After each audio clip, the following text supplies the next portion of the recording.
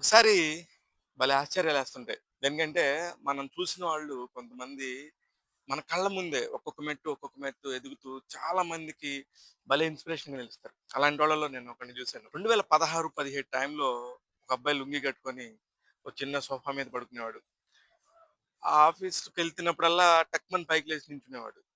ఎవరు ఈ అబ్బాయి అని అడిగేవాడిని నా ఫ్రెండ్‌ని. నా ఫ్రెండ్ పేరు పర్వతనేని రాంబాబు. సినీ జోష్ అని ఒక వెబ్‌సైట్ ఉండేది. Top website. అక్కడ ఒక కుర్రోడు ఉండేవాడు. అప్పుడే 'వన్ విజన్' అనే ఒక యూట్యూబ్ ఛానెల్ స్టార్ట్ చేశాను శివ. షార్ట్ ఫిల్మ్‌లు తీస్తానని చెప్పాడు. ఆడ ఎళ్తా ఉంటే ఈళ్ళు షార్ట్ ఫిల్మ్‌ల బ్యాచ్ అందరూ తిరుగుతా ఉండేవారు. ఏంటి వీళ్ళందరూ షార్ట్ ఫిల్మ్స్ అంటారు. వీళ్ళ లైఫ్‌లు ఎప్పుడు సెటిల్ అవుతాయి పాపం. నిజంగా వీళ్ళు మార్కెట్‌లోకి వస్తారా? రారా? ఈళ్ళు గెలుస్తారా? లేదా? పాపం ఎన్నో ఆశలు పెట్టుకొని ఇండస్ట్రీకొచ్చారు కదా! అనిపించేది. కానీ నాకసలు ఆ టైంలో నుంచి అలా పైకి టక్‌మని లుంగీ కట్టుకొని ఉన్న కుర్రోడు టక్‌మని పైకి లేస్తా ఉండేవాడు. చూసినప్పుడల్లా ఎందుకండి మీరు హ్యాపీగా మీ దగ్గర రెస్ట్ తీసుకోండి అంటా ఉండి, నా పని నేను చేసుకుంటూ వెళ్ళిపోయేవాడిని. కట్ చేస్తే 2 సంవత్సరాల తర్వాత, అప్పుడు వరుసగా 4, 5 షార్ట్ ఫిల్మ్స్ అయ్యే వచ్చినాయి. నాకు తెలిసి నాకు బాగా గుర్తున్నంత వరకు నా ఫ్రెండ్ తీసిన షార్ట్ ఫిల్మ్ పేరు 'వానర సైన్యం.' అందులో హీరోలు ఒక ఐదుగురు, ఆరుగురు ఉంటారు. అందులో ఒక డైరెక్టర్ ఉన్నాడు. కథా రైటర్ ఉన్నాడు. అన్నీ కూడా కిరణ్ అబ్బవరమే. ఆళ్ళ ఫ్రెండ్స్ ఆ బ్యాచ్ అందరూ కూడా ఇప్పుడు మనకు చాలా సినిమాల్లో అక్కడక్కడ కనబడతా ఉంటారు. దాన్ని నిర్మించింది ఫస్ట్ అవకాశం ఇచ్చింది మాత్రం రాంబాబు పర్వతనేని. అది నాకు బాగా గుర్తు. అక్కడ తర్వాత నుంచి ఆ అబ్బాయి తర్వాత ఎళ్ళిపోయాడు అంటే వీళ్ళు అలానే ఉంటారు పాపం వాళ్ళకెక్కడా అవకాశం రాలేదేమో అనుకున్నాం. కట్ చేస్తే 2 సంవత్సరాల తర్వాత 'రాజావారు రాణివారు.' ఆ సినిమాతో ఒక హీరో వచ్చాడు. హీరో రావటమే గాదు, నేను హిట్ కొట్టాను అని జెప్పేసి కూడా నిరూపించుకున్నాడు. అక్కడ పరిచయం అయింది ఒక అమ్మాయి. ఆ తర్వాత ఆ హీరో ఏం జేశాడు అంటే నెక్స్ట్ లెవెల్‌కెళ్ళిపోయాడు. ఒక ఇండస్ట్రీ మొత్తం ఎన్ని వందల కోట్లు, వేల కోట్లు ఉన్నోడైనా ఒకదాని కోసం మాత్రం బాగా కష్టపడతారు. అది ఇండస్ట్రీలోని 2 అక్షరాలు హిట్. హిట్ అనే ఒక 2 అక్షరాల కోసం ప్రతి ఒక్కళ్ళు ఎంత కష్టపడతారో ఆ హిట్ కూడా వచ్చేసింది అతనికి. ఒక 'రాజావారు రాణివారితోని' మంచి పేరు తెచ్చుకున్నాడు. కట్ చేస్తే ఇతనిలో నటుడున్నాడు. మంచి విషయం ఉంది అని చెప్పేసి అందరూ అనుకున్నారు. ఇంకా నెక్స్ట్ 'ఎస్ఆర్ కళ్యాణ మండపంతో' అతను గెలిచాడు. గెలవటమే కాదు అసలు యుద్ధమే చేశాడు. అంటే ఒక పల్లెటూరు నుంచి వచ్చిన కుర్రోడు నిజంగా కష్టపడి తపన పడితే నేనున్నాను అని చేయగలిగితే తన మీద తనకు నమ్మకం ఉంటే హిట్ కొట్టొచ్చు. ఇక్కడ హీరో అవ్వచ్చు. షార్ట్ ఫిల్మ్‌ల ద్వారా అయినా ఎక్కడైనా సరే చిన్న అవకాశం రాకపోద్దని ఎదురు చూడొచ్చు అని చెప్పేసి ఒక మంచి బ్రేక్ త్రూ ఇచ్చాడు. అతనే హీరో కిరణ్ అబ్బవరం. ఆ రోజు నాకు అతన్ని చూసినాక షాక్ అయ్యాను. ఆయన పెట్టిన ప్రెస్ మీట్‌లకెళ్ళాను. ఆ తర్వాత 'ఎస్ఆర్ కళ్యాణ మండపం' అంటూ ఇంకొక మాస్ సినిమా చేస్తున్నానని చెప్తే, అవునా! ఇతనికి అంత మార్కెట్ ఉందా? అని అనుకునే వాళ్ళందరికీ కూడా చెక్ పెట్టాడు. చెక్ పెడతమే కాదు పెద్ద హిట్ కొట్టేసి, ఇంకొక హీరో వచ్చేసాడురో తెలుగు సినిమా ఇండస్ట్రీకి అని చెప్పేసి గట్టిగా కేకలేసి చేసేసాడు. నిజంగా చాలా తక్కువ మందికి దొరుకుతది. చాలా మందికి అవకాశాలు ఇస్తారు. కానీ ఆ అవకాశాలను తీసుకొని వాటిని నిలుపుకొని, అక్కడ వాళ్ళు సక్సెస్ అవ్వటం అనేది చాలా పెద్ద విషయం. నిజంగా నాకిప్పుడు కూడా తలుచుకుంటుంటే నాకు చాలా ప్రౌడ్‌గా ఫీల్ అవుతా ఉంటాను. అరే! మనతో పాటు తిరిగిన ఒక పిల్లోడు గదా! ప్రపంచం మొత్తానికి దగ్గరైపోయాడు. భలే చేస్తున్నాడే! భలే హిట్‌లు కొడుతున్నాడే అని. చూస్తా ఈ 6, 7 సంవత్సరాల్లో అతను 13 సినిమాల దగ్గరికొచ్చాడు. ఇప్పుడు 11వ సినిమా 'కేరాంప్' మధ్యలో హిట్లుంటాయి, ఫ్లాపులుంటాయి. అదుంటది, ఇదుంటది. లైఫ్‌లో నీ పోరాటాలుంటాయి. థియేటర్ దొరకట్లేదని యుద్ధాలుంటాయి. ఇవన్నీ ఉంటాయి. వీటన్నిటికి అతనన్నిటికి చెక్ పెట్టాడు. లేదు నేను గెలవగలను. నేను పోరాడగలను. నేను మొండోడిని. నేను ధైర్యవంతుడిని. నా కష్టంతో నేను ఇక్కడి దాకొచ్చాను. ఎందుకు నిరూపించుకోలేననేది పోరాటం చేస్తాడు. 'కిరణ్' సినిమా విడుదలైనప్పుడల్లా కూడా రివ్యూలు గాని గందరగోళంగా వస్తా ఉంటాయి. అటన్నిటిని మనోడు తిప్పి కొట్టాలా లేదా? ఎలా ఫ్రస్ట్రేట్ అవ్వాలి? ఏంటి అని చెప్పేసి ఆలోచిస్తుంటాడు.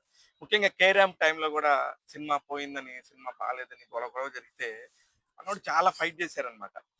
ఎలా ఫైట్ చేశాడంటే ఇంక నేను గెలిచేసాను అనే ఫైట్‌లో ఉండేది. కానీ వీళ్ళందరికీ అర్థం కానిది ఏందంటే నిజంగా కూడా 'కిరణ్ అబ్బవరం' ఎప్పుడో గెలిచేసాడు.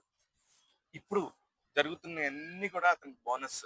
ఎందుకంటే ఎక్కడి నుంచి స్టార్ట్ అయ్యాడనేది కూడా మనం లెక్క చూసుకోవాలి. అక్కడి నుంచి స్టార్ట్ అయిన వాడు ఇక్కడి దాకా రావటమే విజయం సాధించేసినట్టు. ఇక్కడి నుంచి ఇప్పుడు సినిమాలు చేయటం గాని, ఇవన్నీ రివ్యూలు గాని, ప్లస్‌లు, మైనస్‌లు అన్నీ కూడా అతని లైఫ్‌లో ఒక పార్టే గాని అది లైఫ్ కాదు. ఆ సినిమా ఆడొచ్చు, పోవచ్చు, ఉండొచ్చు. కానీ అతని ఎఫర్ట్‌లో గాని, అతనికి దినదిన ప్రవర్ధమానం అంటాం గదా! అలా పెరిగే దగ్గర గాని అతన్ని ఎవరు ఆపలేం. ఇకపోతే ఇప్పుడు తన డైరెక్షన్‌లో తాను హీరోగా ఒక సినిమా వస్తుంది. ఇదొక సర్ప్రైజింగ్ ఎలిమెంట్. అంటే ఒక్కొక్కసారి ఒక్కొక్క సర్ప్రైజింగ్ ఎలిమెంట్‌తో వస్తున్నాడు. ప్రొడ్యూసర్ అయ్యాడు, కథ అన్నాడు, మాటలన్నాడు, దర్శకత్వం అన్నాడు, హీరో అన్నాడు, లవరు, హీరోయిన్, పెళ్లి అంటే ప్రతి ఒక్క సంవత్సరం ఏదో ఒక సర్ప్రైజ్ ఇస్తూనే ఉన్నాడు. అంత బ్యూటిఫుల్ జర్నీ అతనిది. అందుకనే ఈ రివ్యూలు ఇవన్నీ కూడా చాలా తాత్కాలికం. అంత హేట్రేట్ చేయొద్దు. సినిమా బాలేదు, బాగుందనేది చెప్పడం ఎవరిదైనా తప్పులేదు. కానీ వ్యక్తిగతంగా విమర్శించడం అనేది మాత్రం ఖచ్చితంగా తప్పు. అది ఎవ్వరైనా కూడా అయ్యుండొచ్చు. ఎవ్వరు కూడా సినిమాని పోవాలనో, సినిమాని హిట్ కాకుండా ఫ్లాప్ అవ్వాలని ఏ దర్శకుడు తీయడు, ఏ హీరోను తీయడు. ఇదొక్కసారి కొంచెం మన రివ్యూ రేటర్లు కొంచెం ఆలోచించుకుంటే ఇంకా బాగుంటదేమో అనిపిస్తుంది. ఇలాంటి టైంలో ఆ హీరోని చూసినాక నాకు చాలా మెస్మరైజ్ అయిపోయాను. అరే అమ్మ! ఏంట్రా ఇలా ఒక కుర్రోడు ఇంత కొట్టగలడా? ఇంత విజయం సాధించగలడా? ఇంతమందికి ఇన్‌స్పైర్ అవ్వగలడా? అని చెప్పి అనిపించింది.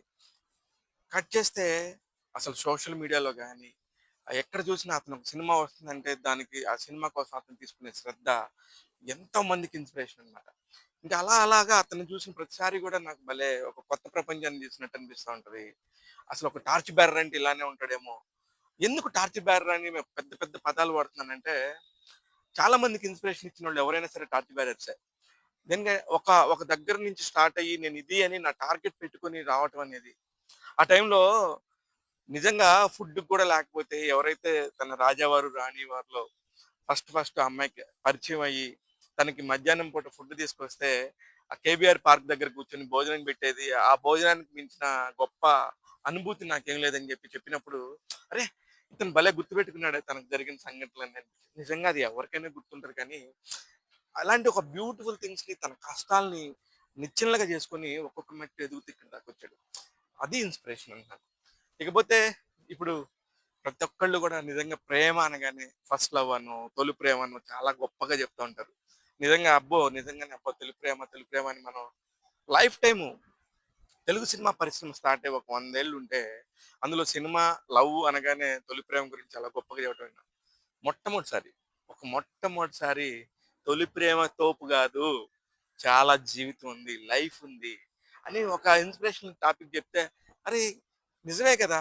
ఈ ఒక్కటే టాపిక్ కాదు కదా! ఇదే జీవితం కాదు కదా! ఇదే లైఫ్ లవ్వే లైఫ్ కాదు కదా! అని అనిపించిన టాపిక్‌ని తీసుకొచ్చింది 'చెన్నై లవ్ స్టోరీలో'. ఈ సినిమా ఈ నెల 24వ తారీఖు రిలీజ్ అవుతుంది. కానీ ఇప్పుడు నేను 'కిరణ్ అబ్బవరం' గారి గురించి ఇంత చెప్తుంది సినిమా రిలీజ్ గురించి వాటి గురించి కాదు. ఈరోజు తన జన్మదినం. ఒక జూలై 15థ్ పుట్టిన వాళ్ళు ఎంత మొండిగా ఉంటారు. వాళ్ళు అనుకున్న దాని కోసం ఎంత సాధించుకుంటారనడానికి ఇదొక బ్యూటిఫుల్ ఉదాహరణ. అందుకనే జూలై 15థ్ పుట్టిన వాళ్ళందరూ కూడా ఎంజాయ్ చేయండి. ఎందుకంటే మీకున్న బర్త్‌కి సంబంధించి జూలైలో పుట్టినోళ్ళు చాలా మొండిగా ఉంటారనేది నేను కూడా ప్రత్యక్షంగా చాలా సార్లు చూస్తా ఉన్నాను. వాళ్ళు అనుకున్నది సాధించుకుంటారు. వాళ్ళు ఎక్కడికైనా సరే ఎళ్ళగలరు. కానీ శ్రమ ఉండాలి. కిరణ్ బోరం లాగా కష్టపడాలి. ఖచ్చితంగా ఒక స్టేజ్‌కెళ్ళాలనుకోవాలి. అన్నిటికంటే ముఖ్యంగా నాకు బాగా నచ్చింది కిరణ్ గారిలో, మొన్న ఈ మధ్య విడుదలైన 'తిమ్మరాజుపల్లి టీవీ' అని ఒక సినిమా తీశాడు. అందరూ కొత్తవాళ్ళే. ప్రతి ఒక్కళ్ళు కొత్తవాళ్ళే. దాదాపు ఆ సినిమా కోసం బడ్జెట్స్ చిన్నయ్య, పెద్దయ్య అనేది పక్కన పెడితే ఒక మలయాళం సినిమా లాగా ఒక కంటెంట్ ఉన్న సినిమాని తీశాడు. అందులో ఎంతమంది బయటకొచ్చారు మీరు చెప్పండి? ఇప్పుడు అందులో నాకు తెలిసే హీరోలు, హీరోయిన్‌లు, హీరో సాయి గాని, డైరెక్టర్‌గా 'మున్రాజ్' గారు గాని, లేకపోతే వేద జలంధర్ గాని, లేకపోతే దివ్య గాని, ఇట్లాగా చాలా మంది ప్రదీప్ అనే ఒక కుర్రోడు ఇలా ఎంతో మంది బయటకొచ్చారు. అందులో మ్యూజిక్ డైరెక్టర్ గాని, ప్రతి ఒక్కళ్ళొచ్చారు. ఇప్పుడు వాళ్ళందరూ కూడా చాలా బిజీగున్నారు. ప్రతి ఒక్క దగ్గర పనిచేస్తున్నారు. ముఖ్యంగా దర్శకుడు కెప్టెన్ కాబట్టి, ఆ కెప్టెన్‌కి అవకాశం వచ్చిందా లేదా చూసుకోవాలి. అది 'దిల్ రాజు' గారు లాంటి ఒక పెద్ద కాంబినేషన్ ఆ కాంపౌండ్‌లో అతనికి దర్శకుడిగా రెండో సినిమా అవకాశం వచ్చింది. వీటన్నిటికి కారణం ఎవరు? కిరణ్ అబ్బవరం. అందుకే అతన్ని టార్చ్ బేరర్ అన్నాను. Anyways happy birthday mister Kiran. నేను నిన్ను చూసి చాలా గర్వపడుతున్నాను. ఎందుకంటే మాతో పాటు తిరుగుతున్నావు. మాతో పాటే ట్రావెల్ చేసావు. ఇక్కడి దాకొచ్చావు. చాలా చిన్న విషయం కాదు. చాలా గొప్ప విషయం. నీలాంటోళ్ళు 10 మంది ఉంటే 10 మందికి ఉపయోగం జరుగుతది. రాజావారు, రాణి వారితోని నువ్వు రాజాగా నిలబడటమే కాదు, నీ పక్కన రాణిని కూడా తెచ్చుకున్నావు. అదొక పెద్ద విషయం. ఎంత బ్యూటిఫుల్‌గా మీ పేరుంటదంటే అందరూ కూడా అనుకుంటారు. ఎక్కడెక్కడో అద్భుతాలు ఎక్కడెక్కడో జరగవు. మన కళ్ళ ముందే జరుగుతాయి. వాటిని మనం గుర్తించాలి అంతే. మీరు, మీ వైఫ్ హ్యాపీగా మీ పిల్లోడితో పాటు ఉండాలని చెప్పి మనస్ఫూర్తిగా కోరుకుంటున్నాను. ఎప్పుడు కూడా ఇండస్ట్రీలో ఇట్లాంటి వాళ్ళు వచ్చినప్పుడు 10 మందికి ఇన్స్పిరేషన్ కలిగించే మీలాంటి వాళ్ళ గురించి ఎప్పుడు నేను గుర్తు చేస్తా ఉంటాను. చూస్తూనే ఉండండి టాక్ తెలుగు. నేను మీ శివ మల్లాల.